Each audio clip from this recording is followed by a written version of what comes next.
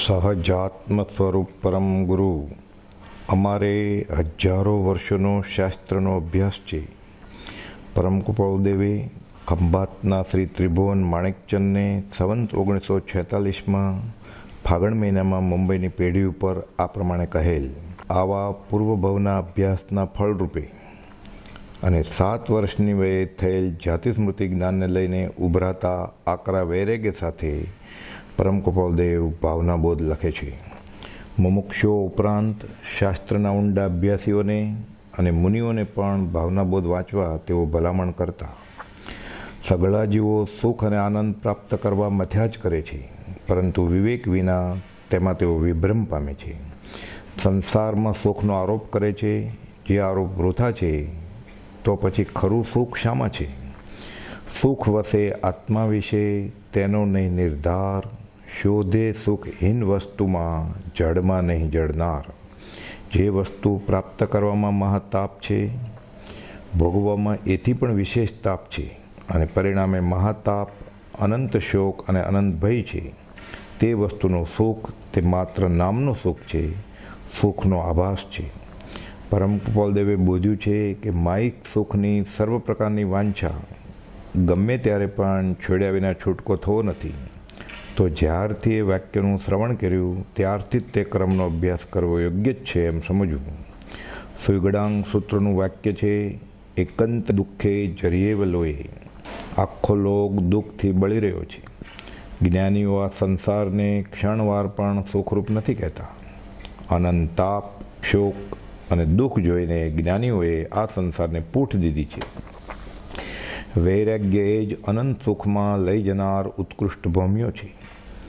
વિતરાગ માર્ગમાં વૈરાગ્યની માતા સમાન આ ભાવનાઓને ભાવનાશીની એવી ઉપમા અપાઈ છે. જેઓ જન્મથી 3 જ્ઞાનના ધારક છે, તેવા શ્રી તીર્થંકર ભગવંતો પણ પૂર્વાશ્રમમાં અને સર્વસંગ પરિત્યાગ વેળા પણ આ જ ભાવનાઓ ભાવે છે. દાન તો ધન હોય તો અપાય, ખરું શીલ તો ભગીરથ પુરુષાર્થ હોય તો પડે, સંગણ હોય તો તપ કરી શકાય. પણ આ ધર્મની ઉત્તમ ભાવનાઓ તો પોતાના હાથમાં જ છે. અતિ નિર્જરતા વણદામ ગ્રહો. જેને બીજું કાંઈ સામર્થ્ય નથી એવા અબુધ અશક્ત મનુષ્યો પણ આ આશ્રયના બળથી પરમ સુખભૂત એવા અદ્ભુત ફળને પામે છે અને પામશે. પૂજ્ય બ્રહ્મચારીજી બોધે છે કે શેરડીનો સાંઠો જેમ જેમ ચાવીએ તેમ તેમ રસ આવે અને મીઠો લાગે. તે મુજબ આ ભાવનાઓ ઇન્દ્રિય વિષયો ઓછા કરી વારંવાર ભાવતા રહી ભક્તિ રસાળ બની રહે એમ કરવાનું છે. સુખ કી સહેલી હૈ અકેલી ઉદાસીનતા, અધ્યાત્મ કી જનની તે ઉદાસીનતા. પરમ કૃપાળુદેવ લખે છે, મોક્ષમાળા મેં 16 વર્ષ અને 5 માસની ઉંમરે 3 દિવસમાં રચી હતી. જીનોક્ત માર્ગથી કંઈ પણ ન્યૂન અધિક તેમાં કહ્યું નથી. એ છપાતા વિલંબ થયેલ, તેથી ગ્રાહકોને આકુલતા ટાળવા ભાવનાબોધ ત્યાર પછી ઉપહાર રૂપે આપ્યો હતો. આ અણમોલ ભેટ આપણને પરમ કૃપાળુદેવે આપી છે. તે આ દિવસોમાં વાંચીએ, વિચારીએ અને સમજવા પ્રયત્ન કરીએ. ભાવ રોગના વૈદ્ય રાજેશ્વર, ભાવ ઔષધ તુજ ભક્તિ, હે રાજ ભાવ ઔષધ તુજ ભક્તિ. સહજાત્મ સ્વરૂપ પરમ ગુરુ. સહજાત્મ સ્વરૂપ પરમ ગુરુ. દેહ છતાય વિદેહ દશા તુજ, સમજી આવે સાન. અહો સર્વજ્ઞ દશા વિતરાગી, તુજ મુજ શક્તિ સમાન.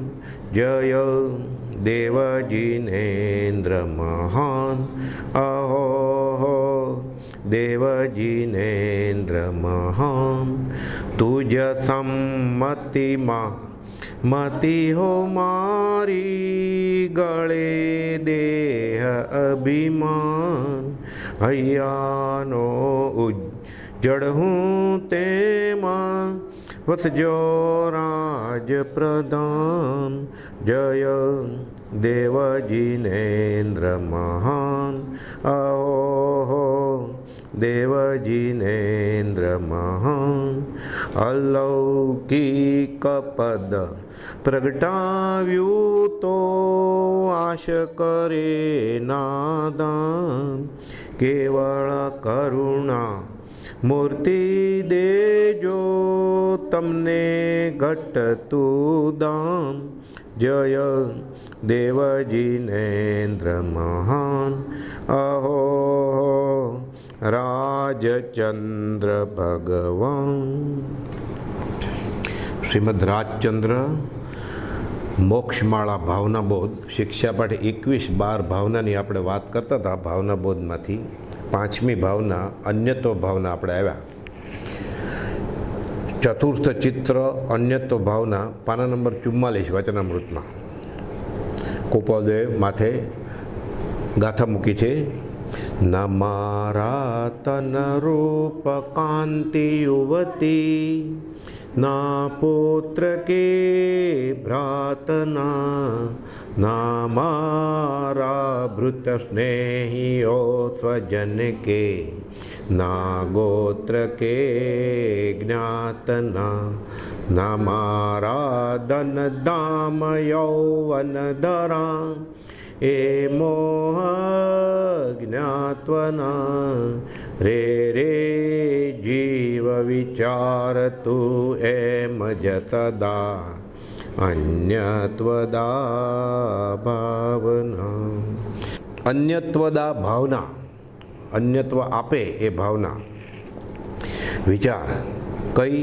આ શરીર તે મારું નથી, આ રૂપ તે મારું નથી, આ કાંતિ તે મારી નથી, આ સ્ત્રી તે મારી નથી, આ પુત્ર તે મારા નથી, આ ભાઈઓ તે મારા નથી, આ દાસ તે મારા નથી, આ સ્નેહીઓ તે મારા નથી, આ સંબંધીઓ તે મારા નથી, આ ગોત્ર તે મારું નથી, આ જ્ઞાતિ તે મારી નથી, આ લક્ષ્મી તે મારી નથી, આ માલય તે મારા નથી, આ યૌવન તે મારું નથી, આ ભૂમિ તે મારી નથી.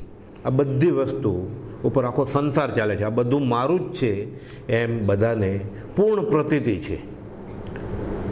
મનુષ્ય અને તિર્યંજ્યોનીમાં પણ ગાય ભેંસ બળદ બધાને શરીર પોતાનું, એના સંબંધી બધા પોતાના.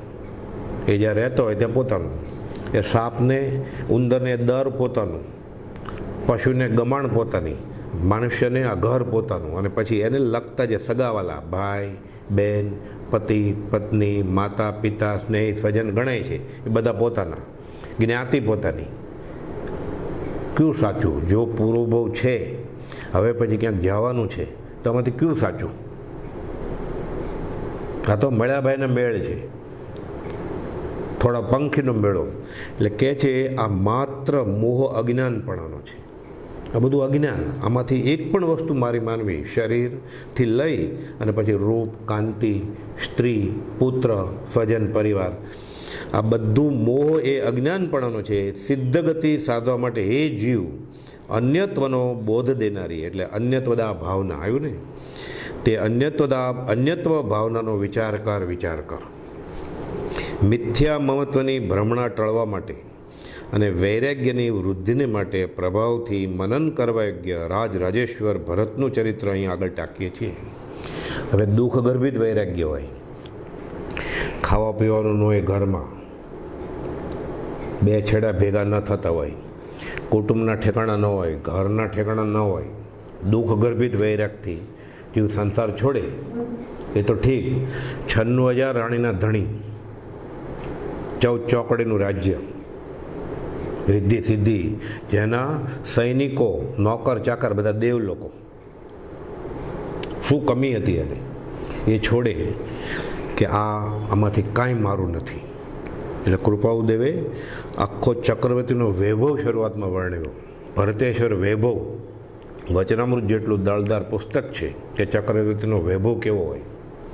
1,00,000 ગાય દોવે, એનું દૂધ 10,000 ગાય પીવે, 10,000 ગાયને દોવે, એનું દૂધ 1,000 ગાય પીવે, 1,000 ગાયને દોઈને જે દૂધ નીકળે એ 100, એની 10 એ કરે, છેલ્લે પછી ગાય એ દૂધની આઈટમમાંથી ચક્રવર્તીની રસોઈ બને. ભરતેશ્વર વૈભવમાં વાત છે શાસ્ત્રમાં કે એ ચક્રવર્તી રાજાની જે રસોઈ બનાવવામાં આવે એના ઉખડિયા, જે વાસણ કુસણ સાફ કરવાનો હોય, એ ઉખડિયા ખાનારી જે દાસી હોય એને સાચો હીરો આપી હાથમાં આમ મેંદો કરી નાખે ચપટીથી. આ શક્તિ હોય. આ બાજુ ચક્રવર્તીનું આખું સૈન્ય અને આ બાજુ ચક્રવર્તી એક બાજુ ઊભા રહે, દોરડું બાંધે, બધા દોરડું ખેંચે સૈન્ય. ચક્રવર્તી આમ કરે, બધા સૈનિકો ઢળી પડે જમીન ઉપર. આ શક્તિ. એ પણ આ શરીર મારું નથી કહે છે.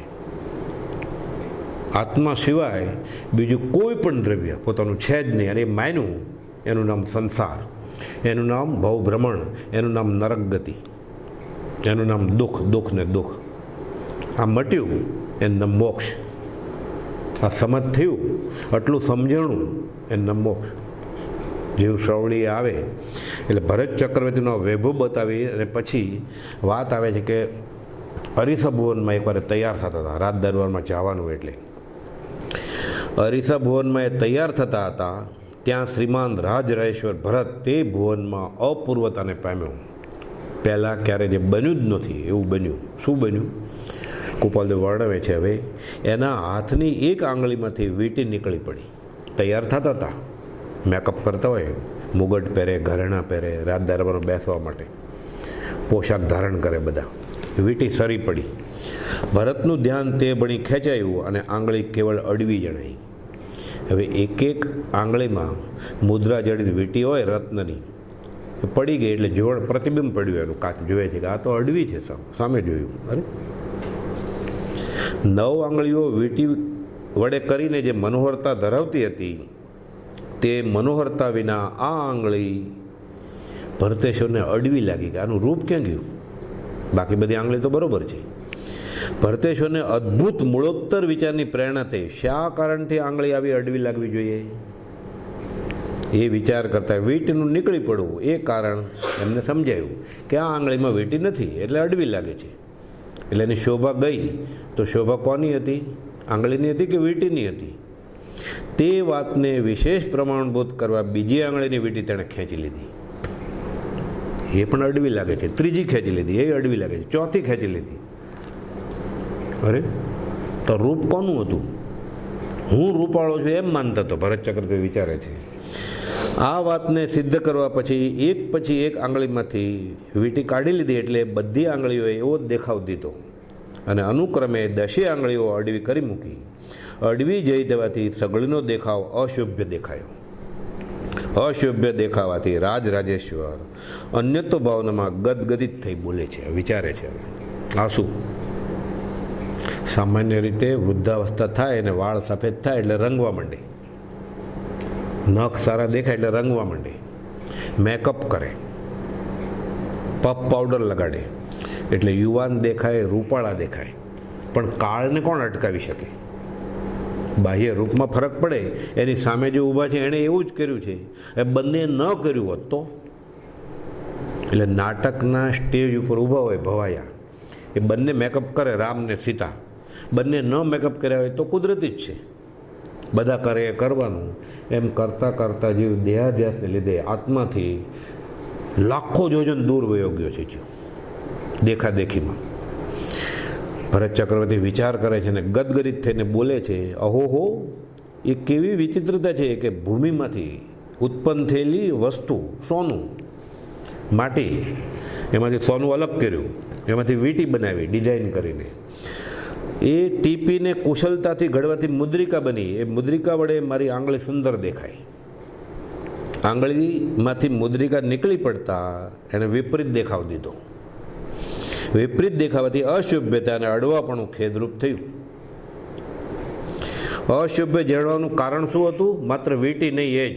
અને શોભીથી શા માટે લાગતી હતી? વીંટી હતી એટલે. કઈ વીંટી?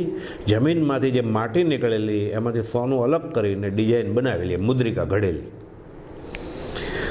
તો પછી માત્ર વીંટી નહીં એ જ ઠર્યું કે જો વીંટી હોત તો એવી શોભા હું ન જોત. એ મુદ્રિકા વડે મારી આ આંગળી શોભા પામી. એ આંગળી વડે આ હાથ શોભે છે આખો, અને હાથ વડે આ શરીર શોભે છે. એટલે ભરત ચક્રવર્તી રૂપાળા કેમ જણાય છે?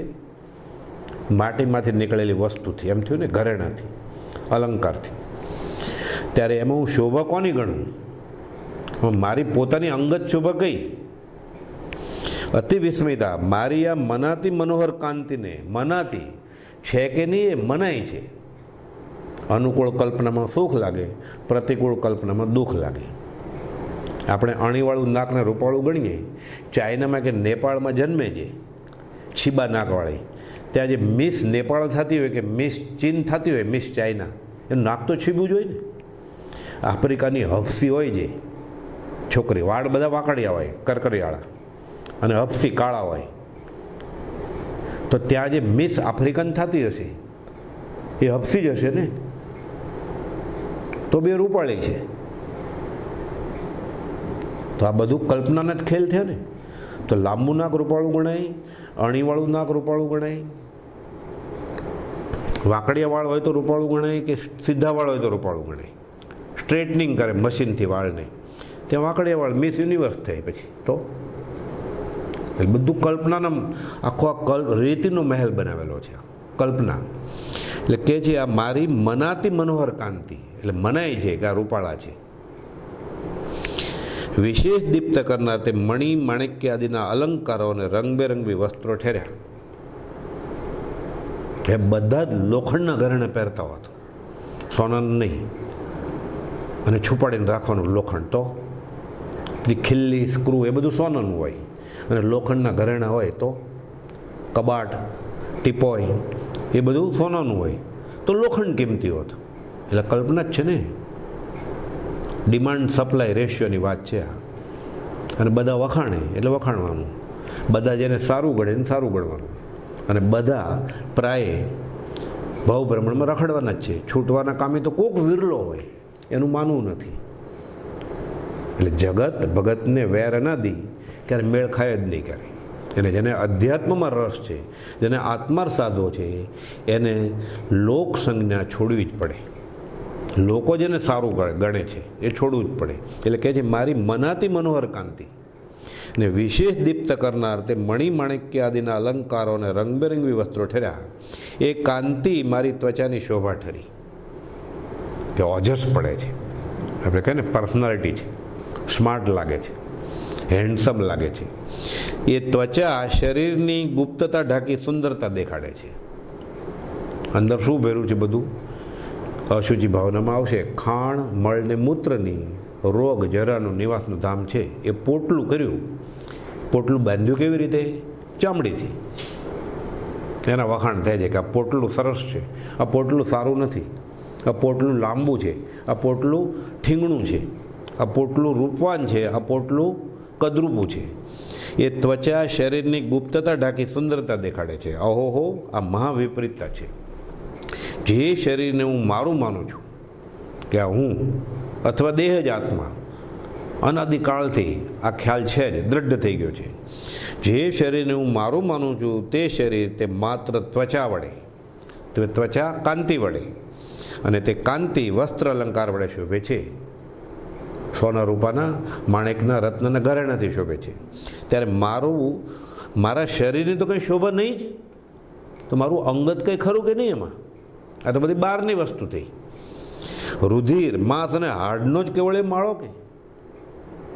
લોહી, માંસ, પાણી, પસ, વિષ્ટા, મૂત્ર, એનો ઢગલો. અને એ માળો તો કેવળ હું મારો માનું છું. એ કેવી ભૂલ, કેવી ભ્રમણાની, કેવી વિચિત્રતા છે. શરીરના પાઠમાં બ્રહ્મચારીજીએ લખ્યું છે આ તો ચમારકુંડની બધી વસ્તુ થઈ. ચામડું, નખ, વાળ, આંતરડા, ચરબી, માંસ, લોચા, લોહી, મૂત્ર અને વિષ્ટા. આ ઢગલો હોય એક વાસણમાં, ભાજનમાં, તો ઉલટી થાય આપણને. એને ચામડીના પોટલાથી બાંધી દીધું. એ ચામડીને પાછો રંગ કર્યો સારું દેખાય એટલે. અને એમાં જમીનમાંથી નીકળેલી વસ્તુ એને ઘરેણા પહેરાવડાવ્યા એટલે રૂપાળું લાગે છે આ પોટલું. એટલે કહે છે આ બધો આ ખાલી હાડનો, માંસનો ને રુધિરનો ભેગો થયેલો માળો. એ માળો તો હું કેવળ મારો માનું છું. એ કેવી ભૂલ! મારો ક્યાં? હું જ આ છું, અથવા દેહ જાતમાં હું જ છું. આ કેવી ભૂલ, કેવી ભ્રમણાની, કેવી વિચિત્રતા! કેવળ હું પર પૂતગલની શોભાથી શોભું છું. કોઈથી રમણીકતા ધરાવતું શરીર તે મારું કેમ માનવું? એ તો પર આશ્રિત છે. સગળું પરવશ તે દુઃખરૂપ જાણો. અને કદાપી એમ માનીને હું એમાં મમત્વ ભાવ રાખો તે પણ કેવલ દુઃખપ્રદ વૃથા છે. ચાલો વાંધો નહીં, તોય રાખે. આ મારા આત્માનો એ શરીરથી એક કાળે વિયોગ છે. એટલે જ્યારે હું આ શરીરમાંથી નીકળી અને બીજી ગતિમાં કર્મને આધીન થઈને પરવરીશ ત્યારે આ તો અહીંયા જ મૂકી જવાનું છે. ગમે એવું રૂપાળું કે કદરૂપું હોય, એક કાળે તો વિયોગ નક્કી જ છે. જે જાયું તે જાય. આત્મા જ્યારે બીજા દેહને ધારણ કરવા પરવરશે ત્યારે આ દેહ અહીં રહેવામાં કંઈ શંકા નથી. આમાં શાસ્ત્રો વાંચવાની જરૂર નથી. આ તો અનુભવની વાત છે. આંખો દેખાય અહેવાલ બધાને ખબર છે કે આ શરીર છોડી અને જવાનું છે, વહેલું મોડું ગમે ત્યારે. એમાં સંસ્કૃત ન આવડે, મંદિરમાં ન જાય, આશ્રમમાં ન જાય, ભક્તિ ન કરે તો એ પોતાને આ શરીર છોડવાનું છે. આ તો નક્કર હકીકત છે, અનુભવની વાત છે, પ્રતીતિની વાત છે કે છોડે જ છૂટકો છે. એ કાયા મારી ન થઈ અને નહીં થાય ત્યારે હું એને મારી માનું એ કેવળ મૂર્ખતા જ છે. એ ચોક્કસ વસ્તુ છે, ગેરંટી છે કે એ મારી થાય જ નહીં. અને છોડવાની છે એ ગેરંટી છે. ભરત ચક્રથી વિચારે છે એટલે આપણે વિચારવાનું છે કે તો પણ હું એને મારી માનું છું કે માનું એ કેવળ મૂર્ખતા છે, જેનો એક કાળે વિયોગ થવાનો છે. અને જે કેવળ અન્યત્વ ભાવ ધરાવે છે તેમાં મમત્વપણું શું રાખવું? અન્યત્વ આ બહારની વસ્તુ છે, બીજું છે, આ મારું નથી. એકત્વ આપણે જોયું ને, આ હું અને આ અન્યત્વ મારાથી પરની વસ્તુ છે. આ તેનું મારી માનું અન્યત્વ ભાવ ધરાવે છે, એમાં મમત્વપણું રાખવું કે આ હું અને આ મારું. તેનું પરિણામ શું આવશે? દુઃખ જ. જે વસ્તુ તારી છે જ નહીં અને તું તારી કરવા જા છો એ છોડવાનું એ નક્કી જ છે. એટલે જ્યારે છૂટશે ત્યારે દુઃખ થવાનું જ છે. એ જ્યારે મારી થતી નથી ત્યારે મારે એનું શું થવું ઉચિત છે? નહીં નહીં. એ જ્યારે મારી નહીં ત્યારે હું એનો નહીં એમ વિચારું, દ્રઢ કરું. હું દેહાદિ સ્વરૂપ નથી જ, આ દેહ મારો નથી જ. અને પ્રવર્તન કરવું એમ વિવેક બુદ્ધિનું તાત્પર્ય છે. આ આખી સૃષ્ટિ અનંત ચીજથી અને અનંત પદાર્થોથી ભરી છે. તે સઘળા પદાર્થ કરતાં જેના જેટલી કોઈ પણ વસ્તુ પર મારી પ્રિયતા નથી. સૌથી વધારે વાલું શું હોય? પોતાનું શરીર. તે વસ્તુ તે મારી ન થઈ તો પછી બીજી કઈ વસ્તુ મારી હોય? સૌથી નજીકમાં નજીક, સૌથી વાલામાં વાલી વસ્તુ જો બે વફા થઈને ઊભી રહી, દગો દે, તો બીજી કઈ જગતની એવી વસ્તુ હોય કે જે દગો ન દે? અહો, હું બહુ ભૂલી ગયો, મિથ્યા મોહમાં લથડી પડ્યો. તે નવ યૌવનાઓ, તે માનેલા કુલદીપક પુત્રો. માનેલા પિતા પુત્ર કોણ થાય? અનુત્પન્ન એવા જીવ પિતા થાય કે પુત્ર થાય બને જ કેમ? 510માં ગોપાલે લખ્યું છે ને, અનુત્પન્ન એવા જીવ પિતા કે પુત્ર થાય જ કેવી રીતે? તે માનેલા કુલદીપક પુત્રો, તે અઢળક લક્ષ્મી, તે 6 ખંડનું મહાન રાજ તે મારા નથી. એમાંનું લેશ માત્ર પણ મારું નથી. આ બધા જળનો ગુણ છે. અને જે જીવ છે, સ્ત્રી, પુત્ર, સગા, સ્નેહી, એ બધા પોતે કોણ છે ઓળખતા નથી પોતાને. એ પણ શરીર જ માને છે. તું એને શરીર જ માને છે. તો આ જળ તારું કેમ થાય? તું તો ચેતન છો.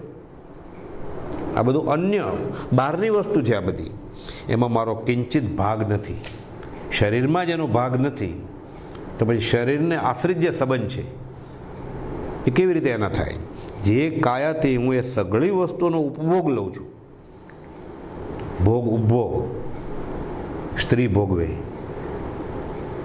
સુખ ભોગવે, સ્વાદ ભોગવે, એ ભોગ્ય વસ્તુ જ્યારે મારી ન થઈ, એ તો બધું જડ છે. ત્યારે બીજી મારી માનેલ વસ્તુ કઈ? સ્નેહી, કુટુંબી ઇત્યાદિ મારા શું થનાર હતા? એ શરીર જ એનું ન થયું. શરીરથી જે ભોગ ભોગે છે વસ્તુ એની ન થઈ તો બાકી તો બધી બહુ દૂરની વસ્તુ થઈ. કુટુંબ, પરિવાર, જ્ઞાતિ, જાતિ, રાજ, દેશ મારા શું થનાર હતા? નહીં, કાંઈ જ નહીં.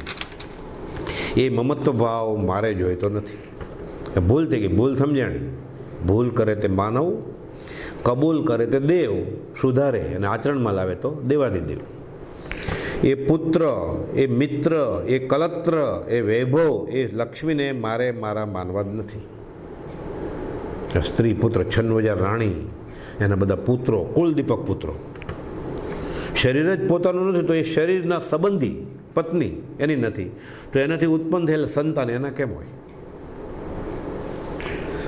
હું એનો નહીં ને એ મારા નહીં. પુણ્ય અધિક સાધીને મેં જે વસ્તુ પ્રાપ્ત કરી તે વસ્તુ મારી ન થઈ. આ બધું મળેલું વ્યવહારિક પુણ્ય નથી. પણ અને એ પુણ્ય પેદા કરવામાં કેટલા પ્રપંચ ખેલ્યા છે, કેટલા પાપ કર્યા છે. એટલે કહે છે એ પુણ્ય અધિક સાધીને મેં જે વસ્તુ મારી પ્રાપ્ત કરી તે વસ્તુ મારી ન થઈ. એ જેવું સંસારમાં કયું ખેદમય છે. મારા ઉગ્ર પુણ્યત્વનું પરિણામ આ જ કે શલાકા પુરુષ, 63 શલાકા પુરુષમાં એક ઉત્કૃષ્ટ પુણ્ય. પણ એ પુણ્ય કેવું પાછું? આજે રાણીનું સુખ છે, 96,000 રાણી, 14 ચોકડીનું રાજ, એટલે 6 ખંડનું, એ બધું ટેમ્પરરી, ક્ષણિક છે, પછી છોડી દેવાનું પાછું. એટલે કહે છે મારા ઉગ્ર પુણ્યત્વનું પરિણામ આ જ કે શાશ્વત સુખ નહીં. તો પુણ્ય કેવી રીતે કહેવાય? જે સુખની પાછળ પછી દુઃખ હોય એ સુખ કેવી રીતે કહેવાય? પશ્ચાત દુઃખ તે સુખ નહીં. जिस सुख अंदर दुख बसे वो सुख भी दुख रूप. એ કહેવાય જ કેવી રીતે? ચડ ઉતંગ જ્યાં સે પતન, શિખર નહીં વો કૂપ. એ પડવાનું જ છે તો એ શિખર કેવી રીતે કહેવાય? એ સુખ કેવી રીતે કહેવાય? સુખ તો શાશ્વત રહેવું જોઈએ. છેવટે આ સગળાનો વિયોગ જ કે સંયોગનો વિયોગ થવાનો છે. જે જાયું તે જાય. પુણ્યત્વનું એ ફળ પામીને એની વૃદ્ધિને માટે મેં જે પાપ કર્યા તે મારા આત્માએ ભોગવવાના જ કે.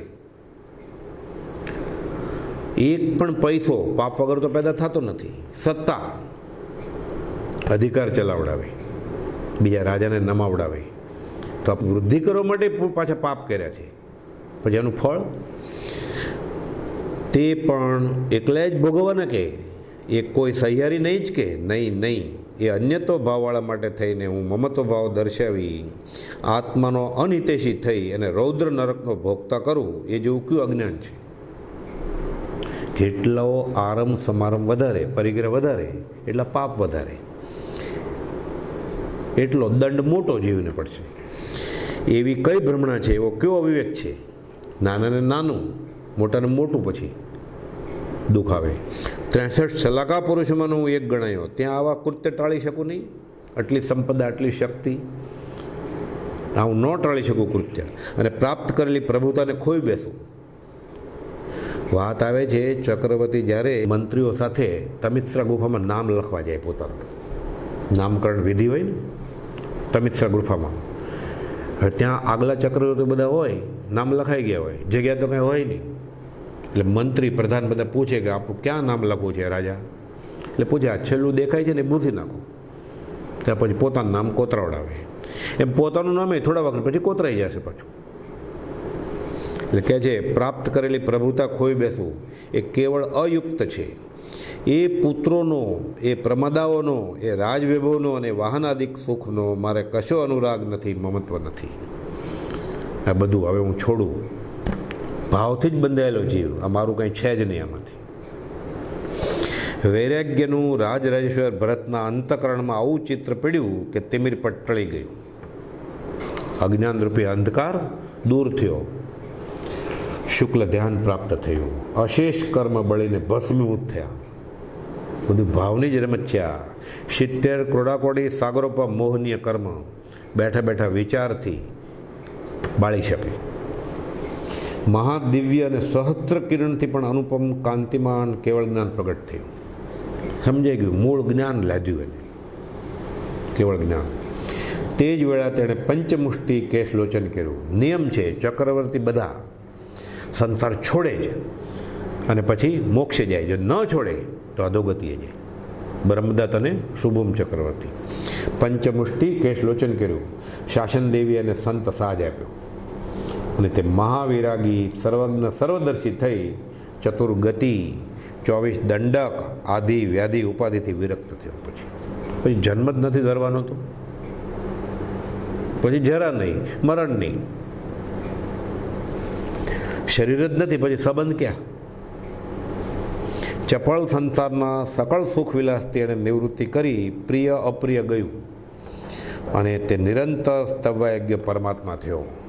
એટલે કેવળ જ્ઞાન થઈ ગયું, ભરતેશ્વર થઈ ગયા ભરત રાજામાંથી. એમ 6 ખંડનો પ્રભુ, દેવના દેવ જોવો, અઢળક સામ્રાજ્ય લક્ષ્મીનો ભોગતા, મહાઆયુનો ધણી, લાખો કરોડો વર્ષોનું આયુષ્ય હોય, અનેક રત્નની યુક્તતા ધરાવનાર રાજેશ્વર ભરત આદર્શ ભુવનને વિશે કેવળ અન્યત્વ ભાવના ઉપજવાથી શુદ્ધ વિરાગી થયો. મારું કાંઈ છે જ નહીં, દેહ આદિ મારું છે જ નહીં કાંઈ. ખરેખર ભરતેશ્વરનું મનન કરવા યોગ્ય ચરિત્ર સંસારની શોક આર્તતા અને ઉદાસીનતાનો પૂરેપૂરો ભાવ, ઉપદેશ અને પ્રમાણ દર્શિત કરે છે. એટલે વ્યવહારિક સુખ પણ હોય તો પણ એમાંથી કાંઈ પોતાનું છે જ નહીં, એ શાશ્વત છે જ નહીં. જો માન્યું શાશ્વત, એ વિયોગ થશે એટલે દુઃખી થશે જ. જો એને ત્યાં કઈ ખામી હતી? નહોતી એને ત્યાં નવયૌવના સ્ત્રીઓની ખામી, કે નહોતી રાજરિદ્ધિની ખામી, નહોતી વિજય સિદ્ધિની ખામી, કે નહોતી નવનિધિની ખામી, નહોતી પુત્ર સમજવાની ખામી, કે નહોતી કુટુંબ પરિવારની ખામી, નહોતી રૂપકાંતિની ખામી, કે નહોતી યશસ કીર્તિની ખામી. પણ સાચી સમજણ આવી એટલે ખબર પડી કે આ મને સુખ આપનાર નથી. ભરતેશ્વરે વિવેકથી અન્યત્વના સ્વરૂપને જોયું, જાણ્યું અને સર્પ કંચુકવત સંસાર પરિત્યાગ કરી તેનું મિથ્યા મમત્વ સિદ્ધ કરી આપ્યું. મહાવૈરાગની અચળતા, નિર્મમત્વ અને આત્મશક્તિનું પ્રફુલ્લિત થવું આ મહાયોગીશ્વરના ચરિત્રમાં રહ્યું છે. ગોપાલદેવ પૂર્ણ કરે છે આ પાઠ પછી. દેખી આંગળી આપ એક અડવી, વૈરાગ્ય વેગે ગયા, છાંડી રાજ સમાજને ભરતજી, કૈવલ્ય જ્ઞાની થયા. ચોથું ચિત્ર પવિત્ર એ જ ચરિતે, પામ્યું અહીં પૂર્ણતા. જ્ઞાની નામન તે અરંજન કરો, વૈરાગ્ય ભાવે યથા. આ ભરતેશ્વરનું ચરિત્ર પુનઃ મનન કરીએ તો આપણને અન્યતા ભાવના વિશે ખ્યાલ આવે કે આત્મા સિવાય એક પણ વસ્તુ પોતાની નથી.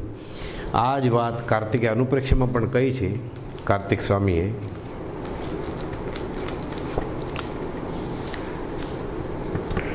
પાંચમી અન્યત્વ અનુપ્રેક્ષા. અન્યમ દેહમ ગૃહાંતિ જનની અન્ય ચ ભવતી કર્મત, અન્યત ભવતી કલત્રમન્ય અપી ચ જાયતે પુત્ર. આ જીવ સંસારમાં જે દેહ ગ્રહણ કરે છે તે પોતાનાથી અન્ય છે. માતા છે તે પણ અન્ય છે, સ્ત્રી છે તે પણ અન્ય છે, પુત્ર છે તે પણ અન્ય ઉપજે છે. આ સર્વ કર્મ સંયોગથી મળી આવે છે. હવે પોતાનું શરીર જ એ પોતાનું નથી, આત્માનો ભાગ નથી. તો જેને પોતાને માને છે, માતા પિતા, ભાઈ બહેન, પુત્ર પુત્રી, સગા સંબંધી, એ બધા શરીર જ છે, એની રીતે ઉપજ્યા છે કર્મે. એટલે અન્ય આ બધા કર્મ સંયોગથી મળ્યા છે બધા. એવમ બાહ્ય દ્રવ્યમ જાનાતિ રૂપાત સ્ફુટમ આત્મન ભિન્ન, જાનન અપી સ્ફુટમ જીવ તત્રેવ ચ રજ્યતિ મૂઢ. એ પ્રમાણે પૂર્વોક્ત પ્રકારથી સર્વ બાહ્ય વસ્તુઓને આત્માના સ્વરૂપથી ન્યારી એટલે ભિન્ન પ્રગટપણે જાણવા છતાં પણ આ મૂઢ મોહી જીવ તે પરદ્રવ્યોમાં જ રાગ કરે છે. પોતાનું થાય જ નહીં, પરંતુ એ મોટી મૂર્ખતા છે. એટલે જ્ઞાનીને આખું જગત ગાંડાની હોસ્પિટલ લાગે છે. આખું જગત ગાંડું છે. જગત જ્ઞાનીને કહે છે કે ગાંડા છે. ય જ્ઞાત્વા દેહમ જીવત સ્વરૂપાત તત્વમત ભિન્નમ આત્માનમપી ચ સેવતે કાર્યક્રમ તસ્ય અન્યત્વમ. જે જીવ પોતાના આત્મ સ્વરૂપથી દેહને પરમાર્થપણે ભિન્ન જાણી આત્મ સ્વરૂપને સેવે છે, ધ્યાવે છે, તેના અન્યત ભાવના કાર્યકારી છે. એટલે ઊંડા ઉતરીને વિચારે ને આ ભાવના ભાવે કે આ શરીર મારું છે જ નહીં, એના કાર્યકારી થાય ભાવના.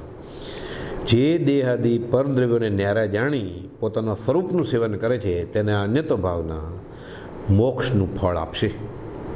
કુપોદેવે માર્મિક રીતે દ્રવ્ય દ્રષ્ટિથી સમજાવ્યું છે 537માં પત્રમાં.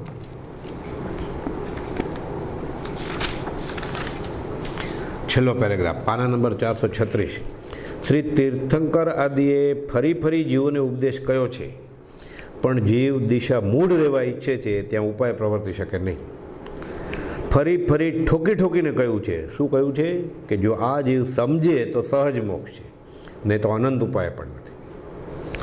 અને તે સમજવું પણ કંઈ વિકટ નથી, કેમ કે જીવનું સહજ જે સ્વરૂપ છે તે જ માત્ર સમજવું છે. અને તે કંઈ બીજાના સ્વરૂપની વાત નથી કે વખતે તે ગોપવે કે ન જણાવે, તેથી સમજવી ન બને. પોતાથી પોતે ગુપ્ત રહેવાનું શી રીતે બનવાઈ ગયું છે? આ જીવ પોતે પોતાને જ ભૂલી ગયો છે, એટલે અંધેર ઊભું થયું છે. આપકો ભૂલ ગયા ઇનસે કે અંધેર, ભૂલી ગયો છે હું કોણ છું. એ યાદ આવશે સમર સમર અબ હસતે, પછી તો એમ થશે નહીં ભૂલેંગે ફેર. એકવાર ખબર પડી હું કોણ છું, પછી એને આ બધું બે ભરનું બધું નાટક લાગશે, સપનું લાગશે કે આ શું છે. પણ સ્વપ્ન દશામાં જેમ ન બનવા યોગ્ય એવું પોતાનું મૃત્યુ પણ જીવ જુએ છે, તેમ અજ્ઞાન દશારૂપ સ્વપ્નરૂપ યોગે આ જીવ પોતાના નહીં એવા બીજા દ્રવ્યની વિશે સ્વપણે માને છે. આ જીવ પોતાના નહીં એવા બીજા દ્રવ્યની વિશે સ્વપણે માને છે. એટલે પોતે એક ચેતન દ્રવ્ય છે, આત્મદ્રવ્ય, જીવ દ્રવ્ય. એ જડ શરીરમાં પોતાને માને છે. અને એ જ માન્યતા, આ માન્યું એનું નામ સંસાર. આ જ અજ્ઞાન છે. અને નરક આદિ ગતિનો હેતુ તે જ છે. આ જન્મ શરીર રૂપે જન્મ્યો, આ જ મરણ શરીર રૂપે મર્યો. તે દેહ છે, દેહના વિકાર છે. હવે આ શરીરને પોતાનું માન્યું, જળને, પૂતગલને, તે જ પુત્ર, એનાથી જે પેદા થયું એ પુત્ર, તે જ પિતા, તે જ શત્રુ, તે જ મિત્ર આદિ ભાવ કલ્પનાનો હેતુ છે. હકીકતમાં એ જડ જ છે બધા.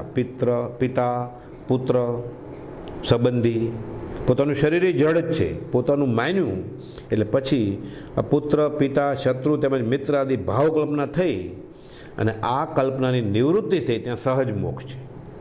હું દેહાદિ સ્વરૂપ નથી, દેહ, સ્ત્રી, પુત્ર આદિ કોઈ મારા નથી. આ થયું આત્મભાવના ભાવે રાગ દ્વેષ જાય તો બાકી જે વધે એનું નામ કેવળ જ્ઞાન, એનું નામ સહજ આત્મ સ્વરૂપ. એટલે કહે છે ત્યાં સહજ મોક્ષ છે.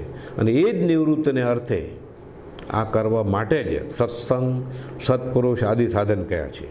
મંદિર, તીર્થસ્થળ, આશ્રમ, ધર્મશાળા, સંન્યાસ, આ બધું આના માટે આ સાધન કામના છે. અને એ જ નિવૃત્તિને અર્થે સત્સંગ, સત્પુરુષ આદિ સાધન કયા છે. અને તે સાધન પણ જીવ જો પોતાના પુરુષાર્થને તેમાં ગોપ્યા સિવાય પ્રવર્તાવે તો સિદ્ધ છે. વધારે શું કહીએ? આટલો જ સંક્ષેપ જીવમાં પરિણામ પામે તો કયો સંક્ષેપ?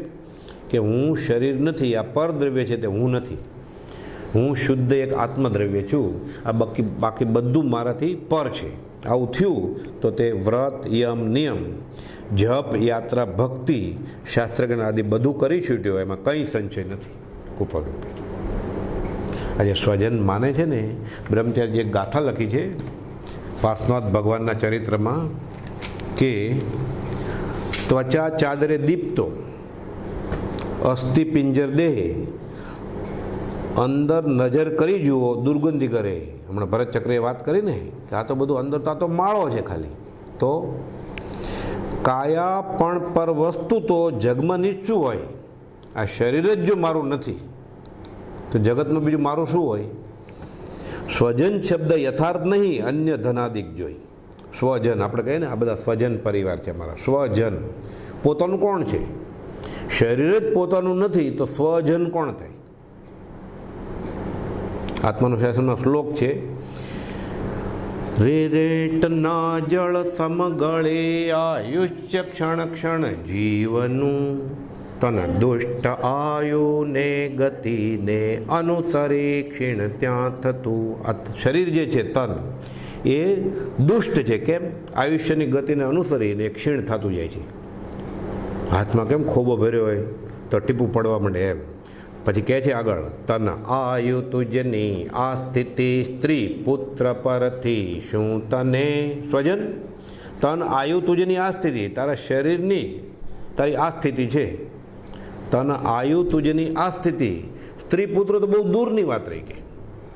તન આયુ તુજની આ સ્થિતિ સ્ત્રી પુત્ર પરથી શું તને મતિહીન નૌકા મધ્ય ભ્રમતી સ્થિર પોતાને ગણે. મૂર્ખ મતિહીન, તું સ્થિર ગણો છો આ સંસારમાં. તને ભર દરિયે તું નાની હોડીમાં પગ પોળા કરીને ઊભો છો, હમણાં મોજું આવશે ઉથલી જશે. તન આયુ તુજની આ સ્થિતિ, આ શરીરે તારું નથી. અન્યત્વ ભાવના, આ ભાવના ભાવવાની છે. જો આ શરીરને આત્મા સાથે એકતા ન આવી તો પછી આ શરીરના સંબંધી બધા સ્ત્રી, પુત્ર, પુત્રી, સગા, સ્વજન, એની સાથે કેમ એકતા આવે? એ સ્વજન કેવી રીતે કહેવાય? એટલે કહે છે, જો આત્મ જોડે એકતા આવી નહીં આ જીવની, તો એકતા શું આવશે? સ્ત્રી, પુત્ર, મિત્ર સાથની. જો થાય જુદી ચામડી આ રોમથી ઉતારતા, તો રૂમ સુંદર દેહ પર પામે પછી શું સ્થિરતા? આ ચામડી ઉતારી જોઈએ પછી કોઈ રોમ અહીં પછી પ્રીતિ થાય? પોતાનો ભાગ જ નથી. આ અન્યત્વ ભાવના. હવે કૂપો બ્રહ્મચારીજીએ સમાધિ સોપાનમાં પણ આ અન્યત્વ ભાવના વિશે વાત કરી છે. હે આત્મન, આ સંસારમાં સ્ત્રી, પુત્ર, ધન, શરીર, રાજ્ય, ભોગ આદિ જે તારા સંબંધ છે તે બધા સંબંધો તારા સ્વરૂપથી અન્ય છે, ભિન્ન છે. કોના શોચ વિચારમાં લાગી રહ્યો છે. અનંતાનંદ જીવોનો અને અનંત પૂતગલોનો સંબંધ તારી સાથે અનંતવાર થઈ થઈને છૂટી ગયો છે. પંચ પરાવર્તન, દ્રવ્ય, પૂતગલ પરાવર્તનની વાત કરેલી ને આપણે. દ્રવ્ય પરાવર્તન, ભાવ પરાવર્તન, કાળ પરાવર્તન, ક્ષેત્ર પરિવર્તન અને પછી પાંચમું ભાવ પરાવર્તન. આ કેટલી વાર કર્યા છે પૂતગલ પરાવર્તન? તો અનંત પૂતગલોનો સંબંધ તારી સાથે અનંતવાર થઈને છૂટી ગયો છે, એમાં અનંત જ્ઞાનીઓ કહી ગયા છે. આને હજી મિથ્યાત્વને લીધે, ભ્રાંતિને લઈને ગળે ઉતરતું નથી. અજ્ઞાની સંસારી જીવ પોતાનાથી અન્ય જે સ્ત્રી, પુત્ર, મિત્ર, શત્રુ, ધન, કુટુંબાદિક તેના સંયોગ, વિયોગ, સુખ, દુઃખ આદિનું ચિંતન કરીને કાળ ગુમાવે છે. એટલે જળની ફિકરમાં આપણે કોઈ કે માટીની ફિકર કરે તું તો હાસ્યાસ્પદ લાગે, તો જળની ફિકરમાં છે. મરણ નજીક આવતું જાય છે તેનો, અથવા નરક તિરંજ આદિ ગતિમાં જવું પડશે તેનો વિચાર કે ચિંતન કરતો જ નથી. સમયે સમયે આ મનુષ્યનું આયુષ્ય વહી જાય છે. તેમાં જો મેં મારું હિત સાધ્યું નહીં, પાપથી પાછો ફેર્યો નહીં, તથા કુગતિના કારણ રાગ, દ્વેષ, મોહ, કામ, ક્રોધ, લોભ આદિ રૂપ મહાઠકથી આત્માનું રક્ષણ આ ભાવમાં કર્યું નહીં, તો તિર્યંજ કે નરક ગતિમાં અજ્ઞાની પરાધીન થયા પછી શું કરીશ? ઉત્તમ મનુષ્ય ગતિમાં જો આ સ્થિતિ હોય તો આનાથી હલકી ગતિમાં પછી શું કરશે? આત્મા છૂટશે કેવી રીતે? આ તો સજા તરીકે મળેલું, એ મજા તરીકે મળ્યું છે, એટલે ભોગ ઉપભોગમાં રહી ગયો એવા ખ્યાલ સાથે. આ પંચ પરિવર્તનરૂપ સંસારમાં અનંતાનંદ કાળથી પરિભ્રમણ કરતા એવા જીવનું પોતાનું કોઈ સગું નથી, કોઈ સ્વામી, સેવક નથી, કોઈ સ્ત્રી, પુત્ર, મિત્ર, બાંધવ જે પોતાનો માનો છે. આ મિથ્યા મોહનો મહિમા છે. સામેવાળો એ જ મોહથી આપણને પોતાનો માને છે. વિષય કશાયના પંજામાં બધા પડ્યા છે. એની વાસના પૂરી થાય એટલે આપણને માને છે, આપણી વાસના પૂરી થાય આપણે એને માનીએ છીએ. એના કશાય પૂરા થાય એટલે આપણને માને છે, આપણા કશાય એનાથી દ્વારા નિમિત્તથી પૂરા થાય છે, આપણે એને માનીએ છીએ. ઋણાનુબંધે બધા ભેગા થાય છે. આ જ મિથ્યાત્વ છે. આ બધા સંબંધ કર્મથી થયેલા થોડા કાળ માટે છે, અચાનક તેનો વિયોગ થશે.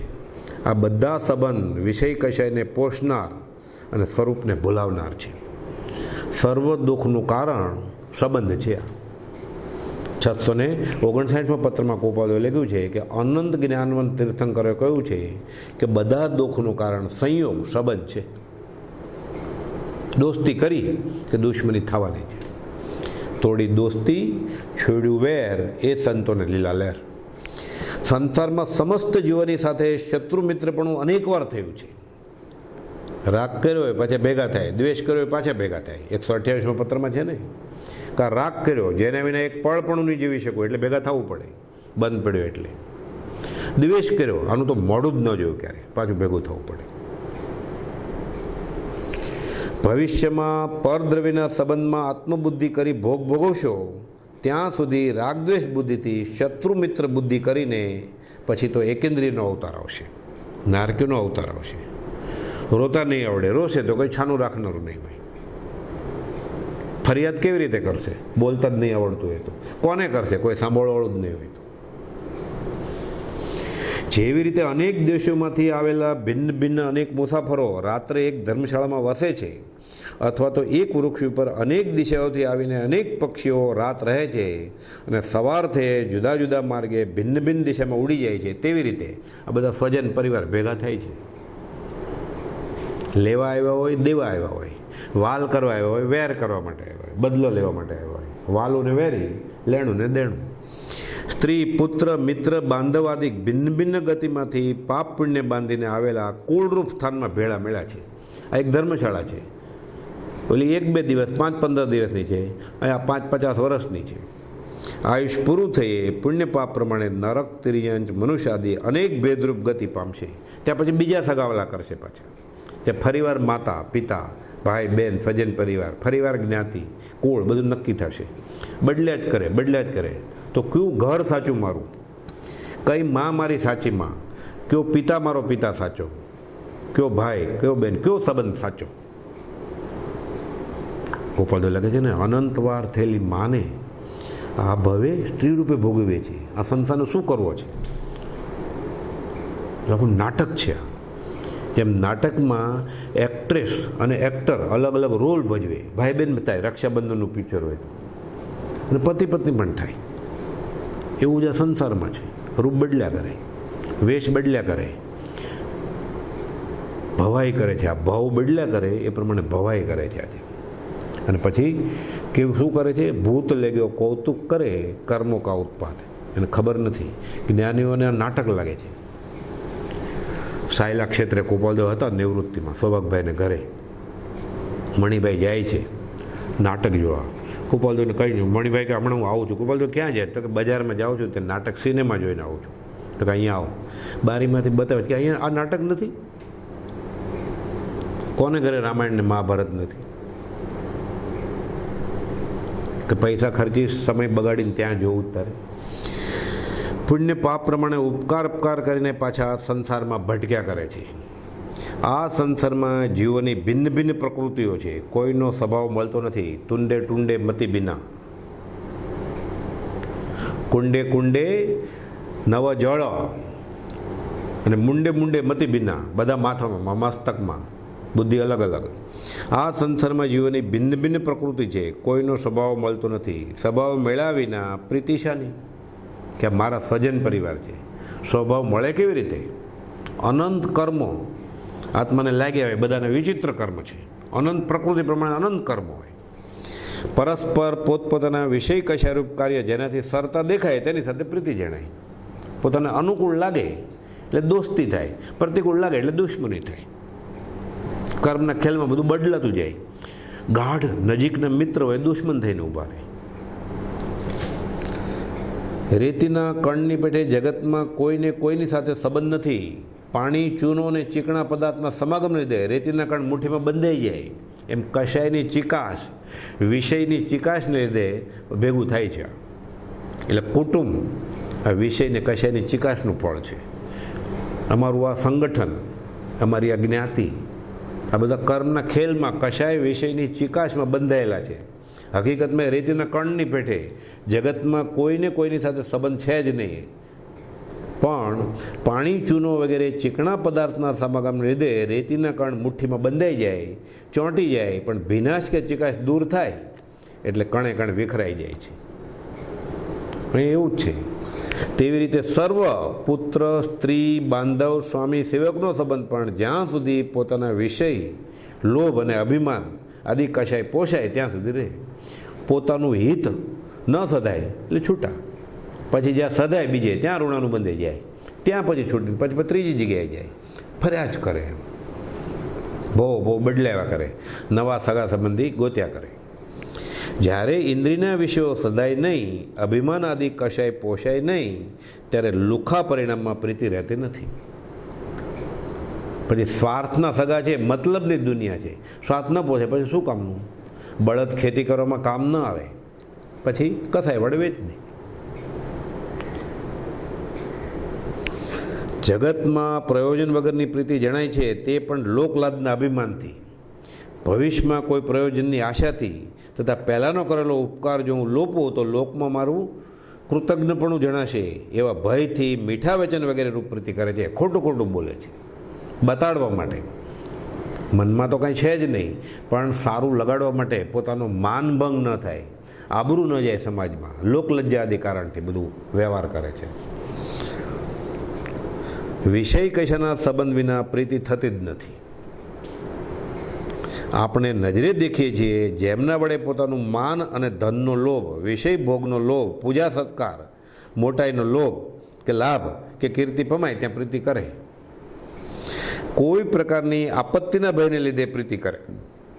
માન આપતો હોય, માર ન ખાવો હોય એટલે, એનાથી મદદ જોતી હોય એટલે, વિષય કશાના ચેપ વગર પ્રીતિ હોય જ નહીં. સર્વ અન્ય છે, પર છે, અન્યત્વ ભાવના. દુઃખમાં કે વૃદ્ધાવસ્થામાં પોતાનો આધાર પુત્ર છે એમ જાણી માતા પિતા પુત્રને પોષે છે કે બુઢાપામાં લાકડી થશે. પુત્ર પણ માતાનું પોષણ કરે છે. શા માટે? એવા વિચારથી કે જો હું માતાની સેવા નહીં કરું તો જગતમાં મારી આબરૂ જશે, કે આવો નીકળે. એટલે શ્રવણ થવું નથી, પણ શ્રવણ છું એનું સર્ટિફિકેટ જોઈએ છે જગતનું. એને 5 માણસમાં મારે નીચું જોવું પડશે, આવા અભિમાનથી વ્યવહાર ચલાવી રહ્યો છે. વેરી પણ ઉપકાર, દાન, સન્માન આદિથી પોતાનો મિત્ર બની જાય, અને મિત્ર હોય વેરી થઈ જાય. પોતાનો પ્રિય પુત્ર હોય પણ તેના વિષયોમાં વિઘ્ન કરીએ. જોઈએ છે ને, છોકરાને મોટો કરે લાલન પાલન કરીને, યુવાન થાય વયો જાય. પોતાની જરૂરિયાત વિષય આદિ પૂરું ન થાય, વિઘ્ન કરીએ કે અપમાન તિરસ્કાર આદિ કરીએ તો ક્ષણ માત્ર મેં શત્રુ થઈ જાય. કોઈ કોઈનો મિત્ર નથી અને કોઈ કોઈનો શત્રુ પણ નથી. આ બધા કર્મના ખેલ છે, બધા નાટકના પ્યાદા છે, આ નાટકમાં રમી રહ્યા છે. ઉપકાર કે અપકારની અપેક્ષાએ મિત્ર કે શત્રુ છે. સંસારી જીવોને તો વિષય અને અભિમાન આદિને પોષે તે મિત્ર, અને વિષય તથા અભિમાનમાં વિઘ્ન કરે તે શત્રુ. જગતનું આવું સ્વરૂપ જાણીને અન્ય પ્રત્યે રાગ દ્વેષનો ત્યાગ કરો. આ સંસારમાં જે ઘણા પ્રિય એવા સ્ત્રી, પુત્ર, મિત્ર, બાંધવ તમારે છે તે બધા સ્વર્ગ મોક્ષનું કારણ જે ધર્મ સંયમ તેમાં આડા આવે છે, વિઘ્ન કરે છે. કેમ કે જન્મ મરણ તો પોતે એકલો જ સહન કરવાનો છે. બ્રહ્મચારી લખ્યું છે 12 ભાવનાના પદ્યમાં, જન્મ મરણ સુખ દુઃખ સર્વે સહે એકલો જીવ. તો આ સગાવાલા બધા કામ નહીં આવે. પ્રિય પુત્ર સ્ત્રી સગા પરિજન કરે અનર્થ તેવું. પ્રિય પુત્ર સ્ત્રી સગા પરિજન કરે અનર્થ અતીવ્ર. અનર્થ કરવાવાળા છે આ તો બધા. રત્નરાજ મહારાજે તો સ્તવન લખ્યું છે કે સદગુરુ પદ મેં વિઘ્ન કરે જો માત પિતા આદિ મહાન, તો તેને પરહરીએ પ્રીતે જાણી શત્રુ સમાન રૂડા રાજને ભજી. સંયમમાં, ધર્મમાં, નિવૃત્તિમાં મદદ કરનાર કોણ છે? આ તો વ્યવહારિક સંબંધ છે, ભોગ વિલાસના, વિષય કશાય પોષાય છે તેના. પ્રીતમદાસ કહે છે, માત તાત સુત ભ્રાત ભામિની એ સૌ ઠગની ટોળી છે, બધા ફૂલી ખાય છે. પૂન છે પહેલાંનું, એટલે ફૂલી ખાય છે. વાલ કરીને વિખડું પાય છે. આ તો માત તાત સુત ભ્રાત ભામિની એ સૌ ઠગની ટોળી રે, વાલ કરીને તારું સર્વે લેશે, અંતે લેશ આંખો ચોળીને. તું આંખ ચોળતો રહી જાય. બ્રહ્મચારી કહે છે જ્યાં સુધી પુણ્ય છે ને ત્યાં સુધી બધા પાછળ પાછળ ફરે છે, તારું પુણ્ય ફૂલી ખાય છે. માત તાત સુત ભ્રાત ભામિની એ સૌ ઠગની ટોળી રે, વાલ કરીને તારું સર્વે લેશે, અંતે રહેશે આંખો ચોળીને. આ તો બિલાડીના પંજામાં ઉંદર આવી ગયો છે. આ પુરુષ ને સ્ત્રીના સંબંધ. પ્રીતમદાસ કહે છે બિલાડીના પંજામાં આવેલો ઉંદર હવે સમજી ગયો કે મારે હોમાઈ નથી જવું, તો એ છટકી જાય કે બિલાડીના ગુનામાં નથી આવતો. આ જીવને એમ થાય છે હું ગુનામાં આવી જઈશ તો એને દયા નથી, પછી હું નિવૃત્તિમાં વયો જઈશ, હું સત્સંગ કરીશ તો મારી યુવાન પત્નીનું શું, મારા સંતાનનું શું? આ મોહદયા છે, આ દયા નથી. પ્રમાદ છતાં ઉદય માનવાથી અને મોહ છતાં દયા માનવાથી કર્મ ભૂલથાપ ખાવાનો નથી. ભલે ખોટા ખાતા ખાતવા કરે, ગોપાલદેવ કહે છે આ તો મોહ દયાના ખાતામાં છે. દયા શું? પોતાનો આત્મા અને પરનો આત્મા આ સંસાર પરિબળમાંથી છૂટે વહેલો આ દયા, બાકી કોઈ દયા જ નથી. આને નિમિત્તે જે કરવામાં આવે એ દયાના સાધન ગણાય. એ પરોપકાર. બાકી પરોપકાર શું?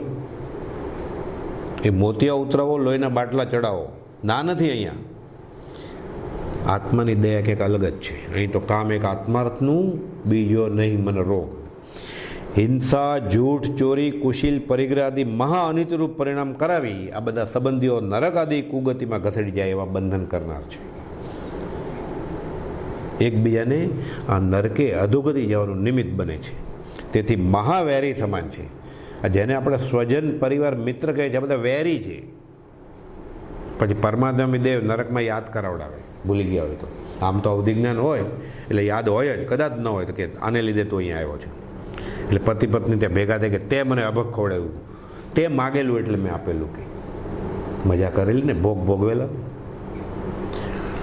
આ જીવને મિથ્યાત્વ, વિષય, કષાય આદિમાં વર્તા અટકાવી સંયમમાં અને ધર્મમાં પ્રવૃત્તિ કરાવે તે મિત્ર છે. એવા સન્મિત્ર તો ફક્ત નિર્ગ્રંથ ગુરુ જ છે. ખરેખર સાચી પ્રીતિ, સાચો સ્નેહ ખાલી નિર્ગ્રંથ ગુરુ જ કરી શકે, સત્પુરુષ જ કરી શકે, બીજું કોઈ નહીં. અને જો વ્યવહાર મજબૂત થતો હોય, તમે જે જગ્યાએ સત્સંગમાં જાઓ છો ત્યાંથી લક્ષ્મી, અધિકાર, કુટુંબ, પરિવાર વધે છે, સંસાર વધે છે, મજબૂત થાય છે, અને પુણ્યના ઉદયમાં તમને સુખાકારી લાગે છે, તો એ ગુરુ પણ કુગુરુ જ છે. તમને જો નિવૃત્તિમાં નિમિત્ત બને, સાચો સન્મિત્ર આ નિર્ગ્રંથ ગુરુ છે. તમને સંસારથી છોડાવડાવવામાં નિમિત્ત બને એ ગુરુ. કુપાદોએ તો લખ્યું છે, જેટલા પૌદ્ગલિક મિત્રો હોય એ બધાને ત્વરાથી ત્યજો. વ્યવહારની વાત કરતા હોય, વ્યવહાર મજબૂત કરાવડાવતા હોય. એ મિત્ર છે જ નહીં, એ દુશ્મન છે. મિત્ર છે ને, ભાવ ભ્રમણમાં જે દરિયામાં ધક્કો મારે એ મિત્ર કેવી રીતે કહેવાય? એટલે પરમાર્થે વિચારે તો ખબર પડે કે હું શું કરું છું, ધર્મનું સ્વરૂપ શું છે, સત્સંગ કોને કહેવાય. આ આત્મા સ્વભાવે શરીર આદિકથી ભિન્ન છે, ચેતનામય છે, દેહ પૂતગલમય, અચેતનને જડ છે. આ દેહ જ અન્ય છે, પોતાનું શરીર જ એ ચેતનનો ભાગ નથી. વિનાશી છે તો આ દેહના સંબંધી સ્ત્રી, પુત્ર, મિત્ર, કુટુંબ, ધન, ધાન્ય, સ્થાન આદિ અન્ય કેમ ન હોય? પોતાનું શરીર જે 24 કલાક પોતાની સાથે જ હોય છે, અનાદિકાલથી આજ સુધીમાં જેની સાથે ફર્યું, જે પોતાનું ન થયું અને થવાનું પણ નથી. અનંત જ્ઞાનીઓનો અભિપ્રાય છે, પોતાનો અનુભવ છે કે આ આત્મા બીજી ગતિમાં પરવરશે ત્યારે એને છોડીને જ જવાનું છે. એ ડિગ્રી, એ પ્રોપર્ટી, એ પૈસા, એ સંપત્તિ, એ સર્ટિફિકેટ બધું અહીંયા જ મૂકી જવાનું છે. ધન, ધાન્ય, સ્થાન આદિ અન્ય કેમ ન હોય? આ શરીર તો અનેક પૂતગલ પરમાણુના સમૂહ મળીને થયેલું છે. તે શરીરના પરમાણુ ભિન્ન ભિન્ન થઈ વિખરાય છે. પંચ મહાભૂતમાંથી બનેલું આ શરીર પંચ મહાભૂતમાં પાછું વિખરાઈ જશે, છૂટું પડી જશે. આત્મા ચૈતન્ય સ્વભાવવાળો અખંડ અવિનાશી રહેશે. તેથી સર્વ સંબંધોમાં અન્યપણાનો દ્રઢ નિર્ણય કરો. કર્મના ઉદય થતા રાગ, દ્વેષ, મોહ, કામ, ક્રોધ આદિ ભાવ પણ અન્ય જ છે. એટલે ક્રોધ થાય છે ને, માન થાય છે, લોભ થાય છે, એ પણ પોતાનો ભાગ નથી મૂળમાં. ભલે મને થાય છે એમ આપણને લાગે.